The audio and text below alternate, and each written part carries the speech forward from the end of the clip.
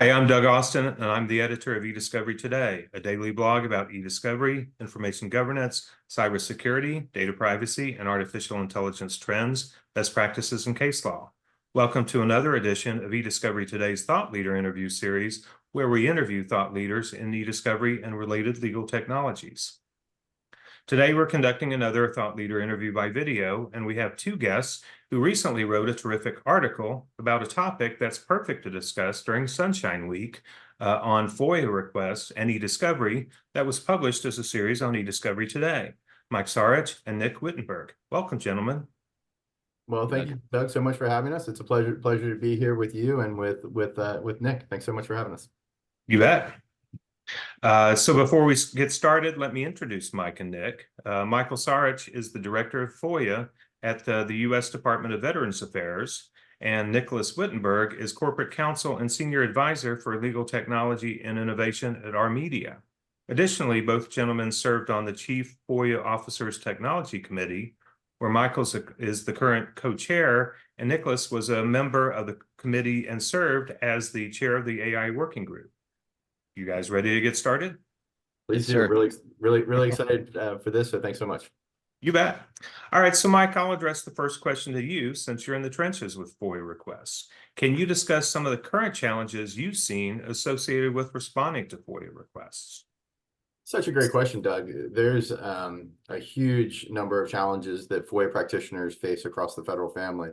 When I look at the challenges that are faced by agencies large and small, they kind of center around three main areas, and that is time, training, and technology. So when you think about time, many of our FOIA officers that serve across the federal government serve on a collateral duty basis. So that means they may have to juggle FOIA with maybe being the records officer or the privacy officer, with other duties kind of stacked on top of that from time to time.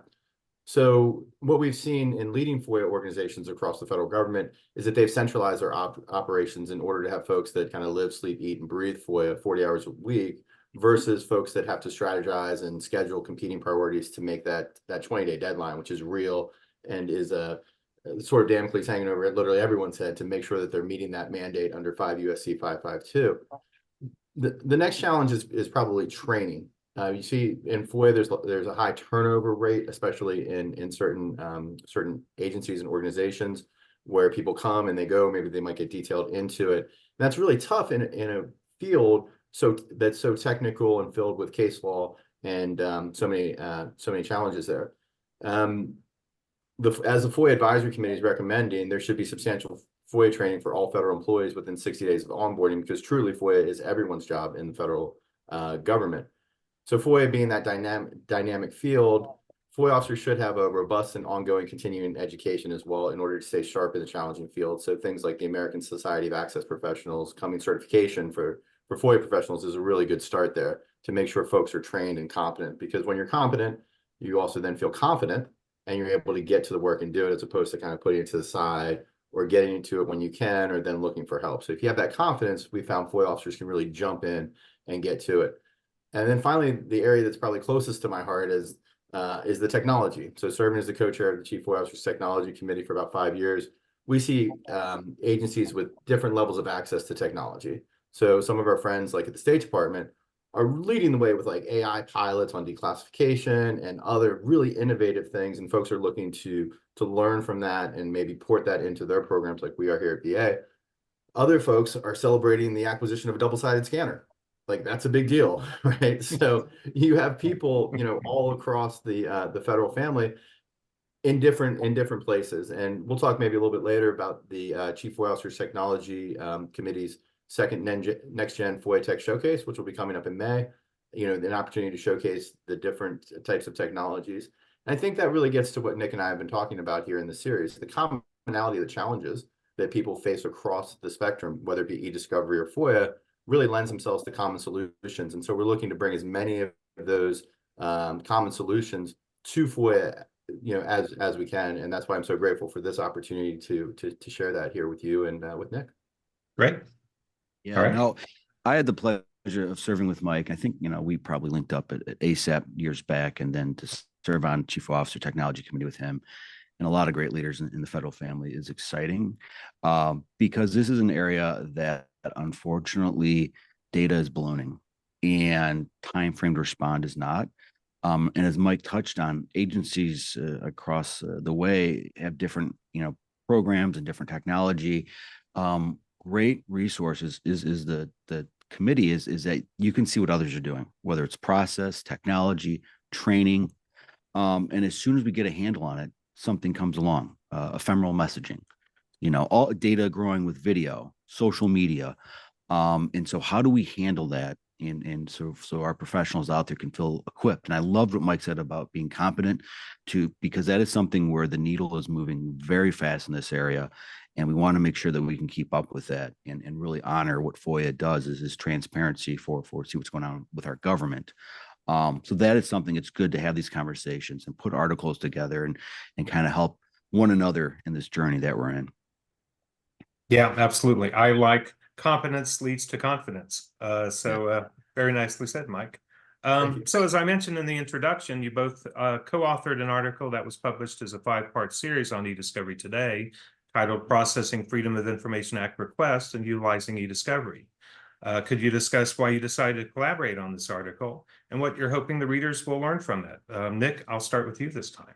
Yeah. So opportunity to speak on panels with Mike and work with him when I was in government. I used to be at US EPA on our Office of Pesticides, and I was at the White House Office of Science and Technology Policy as one of our counsels, and really love individuals who lean forward, embrace solutions that are out there, get involved, and kind of share that opportunity. And I think there's this overlap between FOIA and eDiscovery. Sometimes I look at it as it just being data, but then we get into the mechanics of it and see different offices or different divisions within an office have their own processes. We can really collaborate together in writing an article, but then also chat with our colleagues out there in the field to see what are we missing, or how can we help them, or who's got a solution for something involving large sets of data that is sometimes challenging to get through, or video. If you have to redact large sets of video, how do you do that in a timely manner and make sure if there's privacy matters involved that you can identify those? And so that is something, it's nice to have that collaboration. And so that gets exciting to do that on multiple platforms. Yeah, absolutely. Yeah, I mean, who wouldn't want to work with Nick Wittenberg? I mean, let's be honest here, right? Like, I mean, and from a long relationship. But I think for me, really, this is a lesson that I learned when I was 18. I joined the Army, and it was in the Signal Corps, and we leveraged the best technology that we could get from the private sector to serve the public mission. In that case, national defense. We did things like streaming CNN, if you can believe, from this is in the 90s, big satellite dishes that we got from the best vendors that we could, so the commanders of the 1st Cavalry Division could stay in tune with what's going on, have the battleground information, because at the time a lot of that was happening from embedded reporters. From military service, went and served 3 terms on the Laurel City Council, and we constantly used the best tools available from the private sector to serve my constituents. So the common theme from the military and the municipal service was just how critical it is for the public and private sector to work together. While we're big government and we have a lot of resources, we aren't always as nimble as we can be. The laboratory for exploration of ideas is ongoing. We live in the greatest country in the world where people are innovating, from Silicon Valley to the middle of the country, to New York, to DC, to Birmingham, to you name it. There's all kinds of pockets of ingenuity and excellence happening in this country. And we would be foolish not to continue these conversations with folks in the private sector to ensure that we're getting the best that we can for to meet the FOIA mandate. We responded to 1.2 million FOIA requests this year in the federal government. The idea to think that the concept that you can do that without tapping into the best and brightest that our country has to offer in the tech community it's just unrealistic. So that tech includes many of the tools that we find in the eDiscovery world. So it's just a natural fit to work with an expert like Nick in so many of these worlds of AI, FOIA, and eDiscovery. Sure. So Mike, a 2-part question here. Since we're talking about FOIA and eDiscovery, can you discuss how responses to FOIA and eDiscovery requests are similar, and also how are they different? Yeah, I think that's a great question, because at first people ask like, oh, well, these are different fields. one's over here, one's there, never the twain shall meet. But really, if you break it down to the elemental level, when you look at this and, you kind of, you detach a little bit and you look back at how this works, they're very, very similar in my view. And I think both Nick and I agree that leading the conversation down this path, we can kind of expand the marketplace of ideas and hopefully, attract people into this area. So in FOIA, the basic workflow is interested party makes a request. It can be anybody asking for anything that we have. It's either in our that we've created in our controller that we use. And by statute, we must respond within a specified time frame with records that we've performed a line-by-line analysis on, subject to 9 exemptions, 3 exclusions rather, in Glomar. And that's basically it. On the eDiscovery side, which, let's just face it, is discovery now. I mean, who does, no one does P-discovery anymore, right? Like there's no such thing as, it's everything is Big eDiscovery. paper programs out there. Sorry, yeah. A lot of paper out there. Right. In the traditional litigation, you just replace requester for litigant, and the same workflows are basically in operation, although, a bit of negotiation and agreement on the front end, status conferences and all the rest of that, and they're still subject to timeframes and the classic privileges, that we all know from Law and Order, all of the basic stuff, your attorney-client, your priest-penitent, all that good stuff that applies in the FOIA realm as well as in the eDiscovery realm. So you're looking for those instead of exemptions or privilege logging, but you're producing the same thing on a time schedule, and you have the possibility, right, of releasing deepest, darkest for either your client or for the federal government. Same type of thing, same types of protections that you need. You're always being mindful of who your client is as an attorney. You're always being mindful as a federal FOIA officer. You're always being mindful of, are you protecting the operations of the organization, for example, in the B5 deliberative process? Are you ensuring that the agency can continue to function in a frank and candid way so that secretaries and commissioners and agency heads or department heads can get the best information they can to make the critical decisions that they're making every day on behalf of the American people? So from my perspective, I don't see a ton of operational daylight between the two disciplines. In fact, I was working through my ASET certification over the winter break.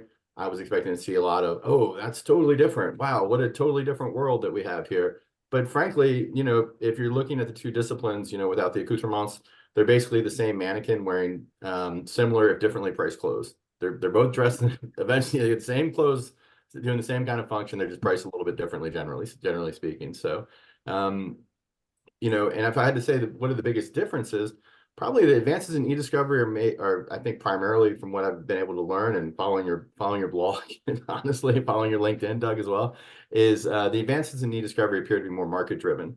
And because there's so much innovation and people are coming to market with all of these ideas, in the private world, we see kind of rapidity of change and people taking and saying, how can we save our client the most money so we can be the most competitive?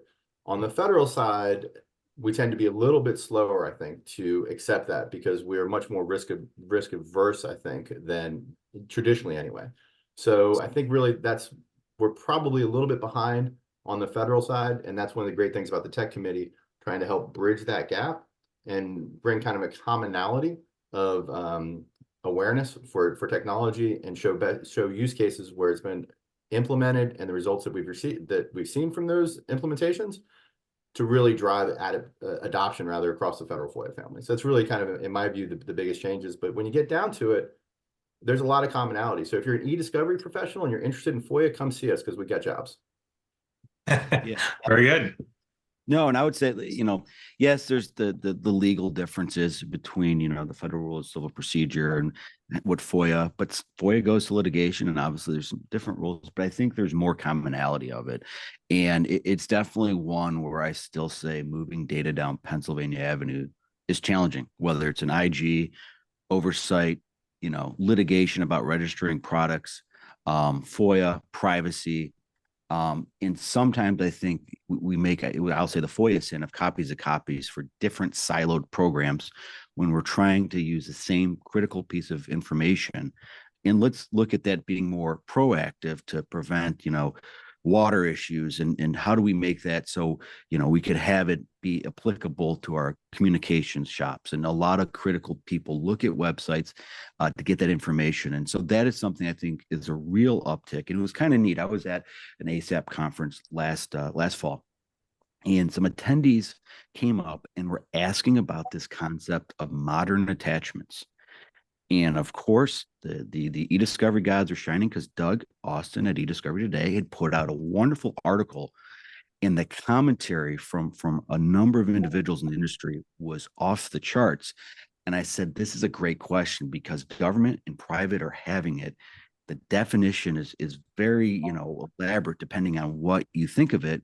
It comes down to, is a piece of information there when you need it, or is there something else that we need to consider? That is something I think is neat because it's something like that is one, a great resource to look at.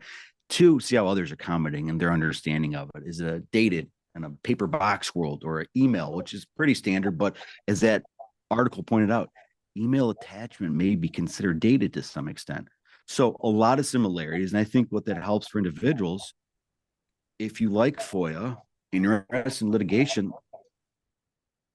there's a lot of overlap, I think, for opportunities for you to participate and help out other areas of government, as well as look at the private side about what they're doing to handle something you may be just challenged with yourself. And then we get that common synergy. So we, go to the courts and we attend programs. There's a good, robust discussion about how do we handle this and not just try to get a one size fits all, thinking everybody's going to be happy with it. So that's, I think, a really, exciting area of this. Data is growing, but also data can be helpful and doesn't have to be, thought about in a very your lane, stay in your lane. It can be, how can we get out there and help our nation, our citizens, and a lot of our critical missions that we have out there. Sure. Yeah, I have a soapbox of taking eDiscovery and kind of a different way of looking at it, and looking at FOIA as a use case for eDiscovery, just like litigation is, just like investigations are. If it's identification through production or presentation of ESI, it's an eDiscovery process or eDiscovery workflow. So to me, that's one of the things I've really tried to emphasize is eDiscovery is a discipline, it's a workflow. FOIA is a use case for it, just like litigation is, just like investigations are. So absolutely, I think that's one of the things that really then gets people thinking of it in terms of eDiscovery applies across the board. So yeah. So go ahead. I was gonna say that, I mean, that's spot on, especially given the way everything is created now and stored. Everything's ESI essentially. Everything's electronically stored information. It's here. It's everything that you're doing in the federal space, and to the point that NAR is not even accepting paper, any longer. So right, our archives, which you think of the Library at Alexandria filled with scrolls and rolls, no more. It's all petabytes and gigabytes and terabytes and all kinds of bytes versus scrolls and rolls. So yeah, absolutely. Yeah. Oh, without a doubt, for sure. So Nick, the FedRAMP program enables providers to store government data in the cloud, but obtaining FedRAMP approvals, essentially, I mean, it's basically a convoluting and time-consuming process. You think there's any hope for streamlining that process, and how do you think it would impact the ability to streamline responses to FOIA requests? Yeah, I think that is a key difference between private side eDiscovery and government, where a matter happens, we sign a non-disclosure agreement, we could start work tomorrow. We're government, we have a RFP, RFI, before that process. And then if you're touching cloud data, you have to go through FedRAMP, where we want to make sure our cyber is good for our government. We also want to make sure our providers, what are they on? OMB at the White House has a draft out there. A lot of the excitement with AI coming out, but how can we make that a little quicker, recognizing the importance of having excellent cyber hygiene, but realizing that we want to make sure government is staying in tune with what's happening right now. Because sometimes, as you mentioned, the process takes so long that once somebody starts on a matter, a process, a project, that technology could almost be outdated. And so it's definitely challenging to future-proof when there's a number of barriers just to start the race. So there's hope, and I think there is conversation, because we always say, we got to sit, everybody at the table. And I think whether it's records, FOIA, privacy, eDiscovery, this is something where I think a lot of folks are saying, if we just have cyber folks, we could have 20-character passwords. But if we get a reasonable understanding and realizing that cyber likely is not going to go away, but how do we find a happy medium so we can really push our government and find the appropriate methods to do it, but in a tighter turn to help all out involved. Yeah, absolutely. Mike, anything you want to add on that? Yeah, I mean, sure. The Federal Risk and Authorization Management Program, it's these regulations, these standards. You've got, 26 standards, 27 laws and regs that kind of roll through it. Your security assessment, your authorization, and really ultimately all of this is driven is to protect the federal data in the cloud. And it is an arduous process and it is tough. It's hard. And I think it has to be. So first and foremost, even the most adventurous folks in FOIA, people that are willing to push the envelope, and I hopefully count myself in their company as people that want to really be pushing the federal government forward, would tell you that there's no shortcuts when it comes to protecting federal data, right? We can compel almost anyone to tell us almost everything in the federal sector, right? So with that authority comes a very deep and real, some might even call it appropriately sacred responsibility to protect that information. So we can't slip up. And I mean, like, suppose we do. Losing veterans data, for example, when I was at the Veterans Health Administration, lessens the trust that those veterans would have in the Veterans Health Administration.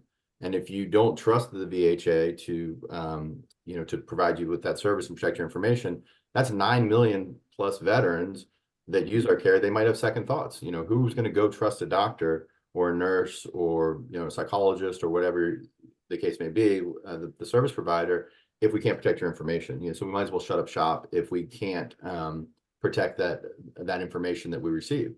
So much of this is deeply, deeply personal.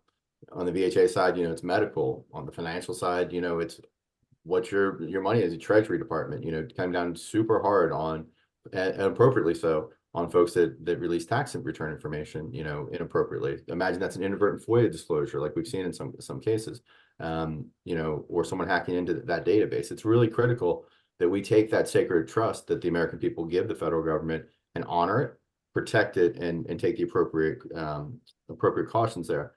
I mean, FedRAMP's certainly capable of improvement. It's critical in maintaining, the confidence in our cloud-based systems.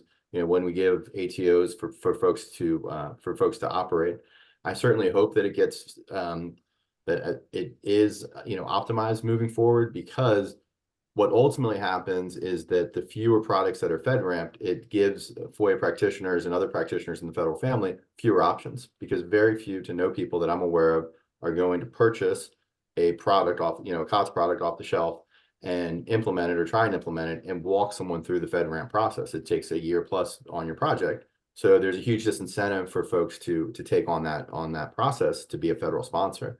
So that then unnecessarily limits the menu of options that program leaders have to implement change into their program. So it could be the greatest program in the world, ABC FOIA that just solves all your problems 1, 2, 3.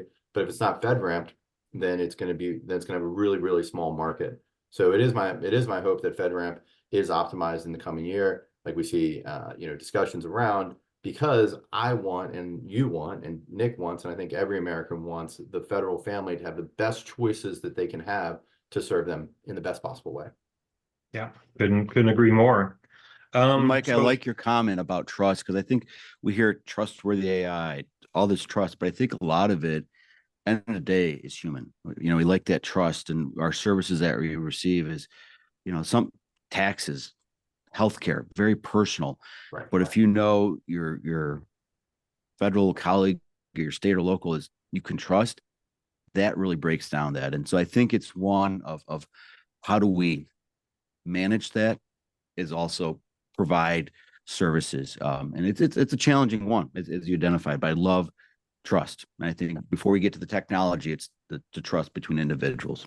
Yeah, and that's what you see in the FOIA space so frequently. Often, I can't tell you the number of times I've talked to, picked up the number one tool, which is your phone, and actually talked to FOIA requesters, and like, oh, this is the first time someone in the federal government has picked up the phone to actually talk to me. And that's replicated 400 plus iterations across the federal FOIA family of different agencies and departments actually picking up the phone, talking to people to build that trust as they engage in this, really what I consider, FOIA is a conversation between an interested citizen, generally speaking, an interested citizen and the government that serves them. So having that trust and that communication is really so critical. And without that, kind of where are we? So I think that's front of mind for most folks in the federal workforce.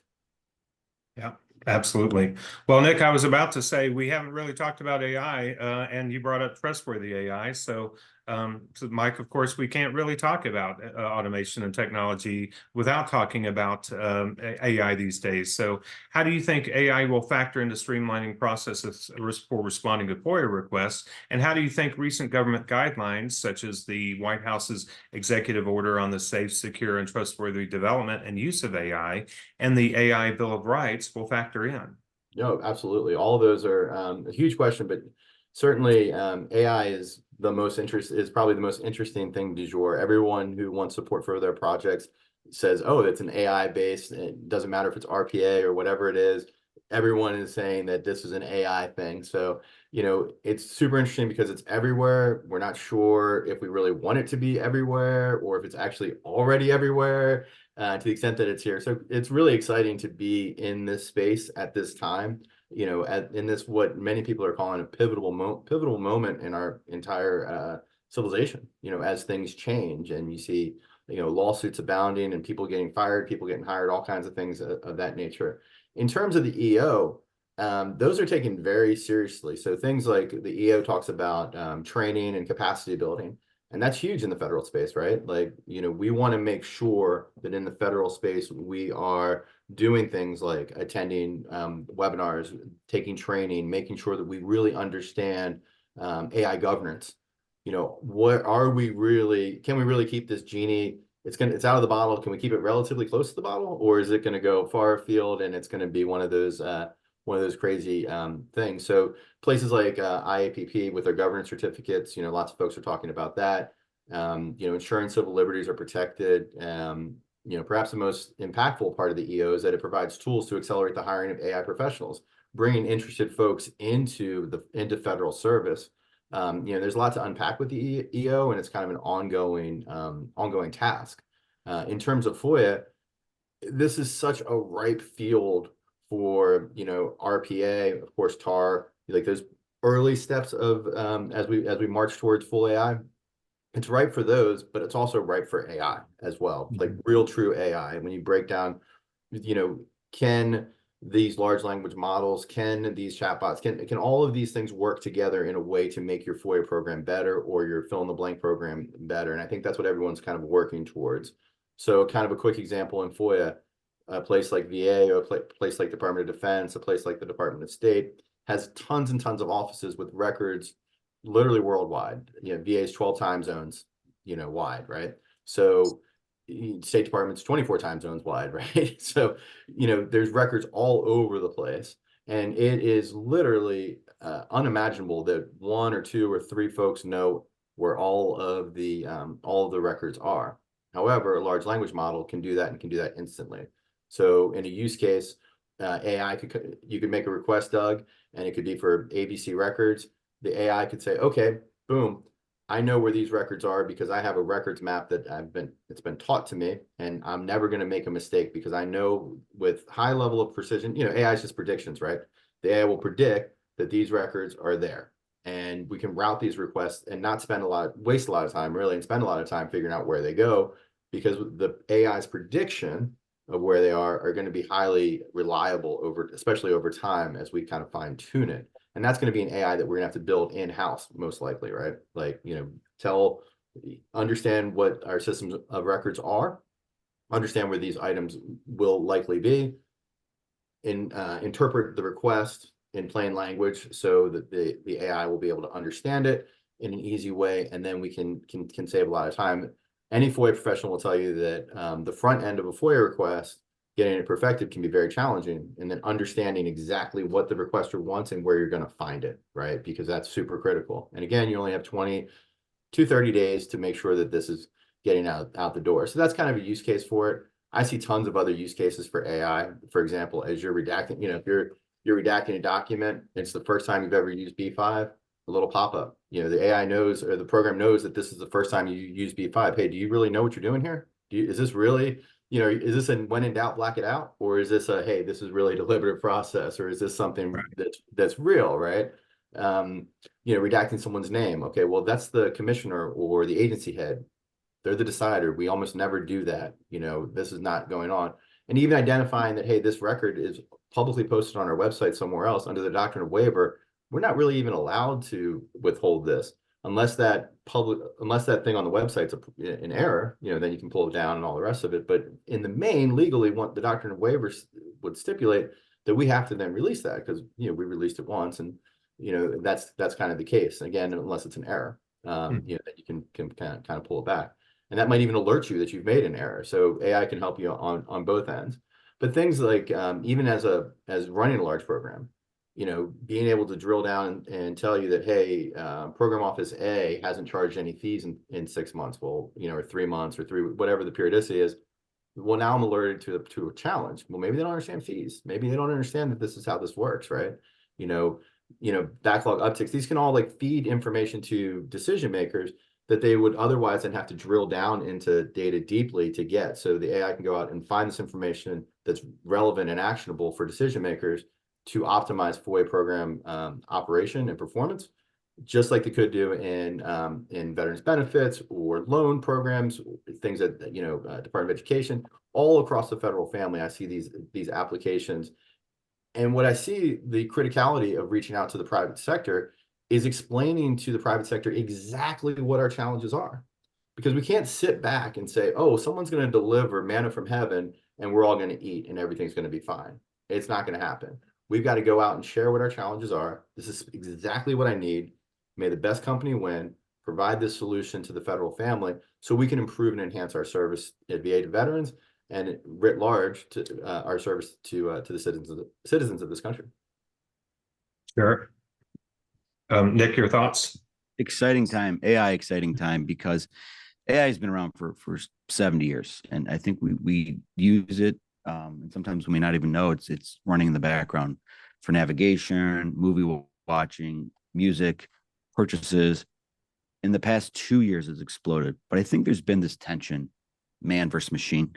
Even in the Terminator, humans win. So it's definitely one where with generative AI popping up, we've seen everybody almost get involved, where it's not just crypto was just the financial industry and that had its ebbs and flows, where now all types of aspects of information can be accessed and streamlined. And that's the thing that's neat about it, because number of hearings up on the Hill where really it's bipartisan and we want to get this right, but unfortunately there's still some unknown knowns. Bias, privacy, is it replicable? Are we going to have an AI agency? Who's going to enforce it? To sell a plane, you need a license. To sell an AI system, do you need a license? A lot of questions are out there, but what was exciting in our democratic experience is we're discussing that. We're having those conversations. We're looking at the challenges. And I think the winners will be able to do that, because I know in the legal world, law firms are nervous. I don't want my client sensitive data training the machine. Can we make something that walls that off, but you still enjoy that rich information? And still, I think the conversation, if I was to go to a library and do research for 10 hours, would that be an efficient use of clients' limited funds? And so that dichotomy is going to change too. But we're still going to have individuals. When somebody signs a chief FOIA officer's report, that cannot be automated. Most things we sign under penalty of perjury to the government has to be done by a human. Something you file with the court has to be done by human. But there are solutions that are out there that can help you get that key information quicker and more accurate, which is nice too. So the executive order, the Bill of Rights, it is exciting to see this information out there, and kind of really push down Pennsylvania Avenue. And the win is our citizens, get better services, jobs get done. But then we also get to see, what do we learn from that? So it doesn't have that lag time that sometimes, when we report on certain pieces of data, it's manually calculated. Now we can have that kind of instantly. So this is truly an exciting time. Questions are out there. Issues are going to happen, lawsuits and, lawyers using ChatGPT without double checking the math. Even before, if I had a young associate and I just rubber stamped his or her brief, that puts my ticket on the line. So it's definitely something We still have some of the tools and rules that are out there. We may need some new ones, but having the conversation is critical. Yep, absolutely. Yeah, well, lawyers using ChatGPT without checking the results is a great segue to my next question, Nick, because you guys were forthcoming that ChatGPT was used in creating the basic bones of the article that you wrote. So what would you like to tell our audience about Sure. why you used ChatGPT to assist in the article's creation, how it helped, and what you needed to do to ensure the end result was what you intended? Yeah. So Judge Schlegel is down in New Orleans, wonderful judge, and he put a call to action saying education over regulation, and he even noted that he used ChatGPT to write that. I was like, that's an interesting idea. And so I wanted to put the thought out there, when I went to law school, you have to write really formal and cite, and sometimes it stifles your creativity. The writing process, people have many different ways to do it. And I thought, people say, hey, just play around with it, see it. And it really put a nice framework together. But we had to put the meat on the bones.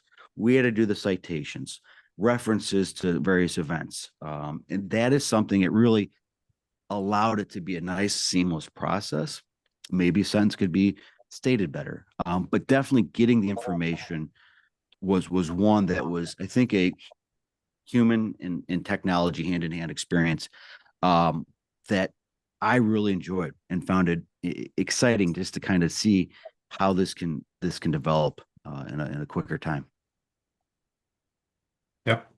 For sure. I mean, writing's hard, right? So, the journey of, as Nick, as you were talking, I was thinking about the journey of 1,000 steps begins with one, right?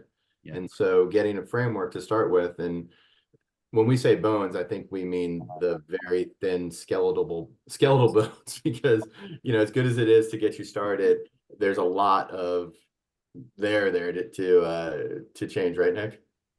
Yeah. So Yeah, I mean, there's, I think one of the reasons that there's so many templates in the world, right, is because, whether it be in PowerPoint or anything else, is because starting can be difficult, and getting these things right. Anyone who thinks that all of these technologies are ready for prime time, you can look at Gemini AI and the visuals. My kids and I love ChatGPT and play with Dolly all the time and come up with things for their presentations, and it's an iterative road to get to where you want it to ultimately be. And sure, being a prompt engineer, having a little bit of skill in prompt writing is useful. But I think it's really there for to give you a skeleton, a basic framework, or some bones to work with. But there were whole sections that I was like, well, yeah, no, we're not saying that. Like, that's not happening. Like, this is not, whether it just not be true, or whether it be written in a way that wouldn't necessarily convey the tone and tenor of what we're trying to do, which is make the tent bigger and Right. bring more people to the community versus not. Mm-hmm. Yeah, absolutely. Yeah, I mean that. I think and obviously I write all the time. I use it for idea generation. So I mean, it has great capabilities that anybody who does writing can use, and it can benefit the writing process. But it doesn't have to be something that you're relying on and just literally take what the output it gives you and run with it. And obviously, you all had the expertise to add in all of those details that ChatGPT wouldn't. So, so my final question for both of you is, what resources would you like to share with interested government professionals to enable them to learn more about leveraging technology and best practices to streamline the process of responding to FOIA requests? And Mike, I'll start with you this time. Sure. Hey, thanks for that. I appreciate that. So as we mentioned earlier, for the last 5 or so years, I've been the co-chair of the Chief FOIA Officers Technology Committee. So you can find information about that on FOIA.gov. Just drop down the CFO Council on that. And an exciting event that's coming up in May of 2024 is our Next Gen FOIA Tech Showcase 2.0, the second iteration of that. And it's a follow-on event that was held over 2 days, bringing 20+ vendors together, people like Armedia, and other great companies, our case, Deloitte, a whole host, Pulse Labs, a whole host of companies. They're all on the website. Not endorsing any of them, just a whole host of great companies there on there. And the Next Gen 2.0 is going to showcase FOIA technology solutions for federal agencies, in response to existing FOIA case processing and backlog challenges. DOJ has just reported 1.2 million plus processed. and then also record backlogs. So we're processing a lot, but there's also a lot that are being left behind, and we have that 20, 30-day mandate that's really critical. So we're kind of trying to raise awareness there of different technology capabilities, because people don't always have the time to be plugged into the LinkedIns and to the Twitters and the rest of it to try and figure that out. Especially, as I mentioned at the start, folks that are collateral duty and wearing lots of different hats, they just don't have the bandwidth to do that. So we want to provide them with information on things like artificial intelligence tools that can help with case processing, eDiscovery, electronic record search tools. We're very conscious of putting those two together in this one. And the case processing tools, redaction tools, FOIA public reading rooms, FOIA customer experience, all of these things are going to be the focus of this 2-day event coming up in the what's tentatively planned for May 14th and 15th of 2024. So we encourage anyone to go to FOIA.gov, get involved in these events, because really the return on investment is huge. So GAO is going to come out with a report next week, or during Sunshine Week, depends on when this is posted, is going to come out with a report saying that the Department of Veterans Affairs is the best agency of the chief financial officer agencies in backlog reduction. Over the last 5 years, we've reduced our FOIA backlogs by over 82%. That's the leader in the clubhouse for all the chief financial officer act agencies. So basically all the large size agencies. And we couldn't have done that without leaning forward into technology, without being aware of the tools that are out there and having that big tent picture of using every single tool at our disposal and inventing somewhere we need to respond and be responsive to requesters. So going to Next Gen Showcase, getting engaged in the American Society of Access Professionals, heck, reading FOIA Advisor, reading eDiscovery Today, staying in the loop of these tools really can spark ideas and help you feel and understand that we have common challenges. And with those common challenges, we can come together and have common solutions. And those are out there. All you have to do is look. All you have to do is build a network of people that you talk to through things like this, and find the solutions, bring them home to your agency, and then deliver results. It's not magic. Anyone can do it. Great. Thanks, Mike. Nick? Yeah, no, like get involved, whether it's at your agency or at a minimum, subscribing to eDiscovery Today with Doug Austin, Chief Officers Technology Committee, ASETs, as Mike touched on, ASAP, IAPP has a big conference coming up to deal with privacy. So I like to say this is conferences, CLEs, publications, and podcasts are excellent avenues for our laboratories of democracy, identifying challenges and finding solutions. So definitely this is a time when individuals can get involved, raise your hand. And there's a lot of work to be done as we're all kind of learning this as we travel quickly. So definitely get involved. All right, thanks. And thanks for the plug. I promise you all that I didn't pay Nick and Mike to plug eDiscovery Today, but I always appreciate the plug. So I want to thank my guests, Mike Sarich, the U.S. Department of Veterans Affairs, and Nick Wittenberg of Armedia. Thanks, Mike and Nick, for being here today. Absolute pleasure to be here. Pleasure. And we're always available for for building this community of practitioners, this community of interest. I know Nick is a leader in that field, and I'd like to join him there. And we're always open to ideas and continuing this conversation. And Doug, thanks so much for being a huge part of that conversation in this community.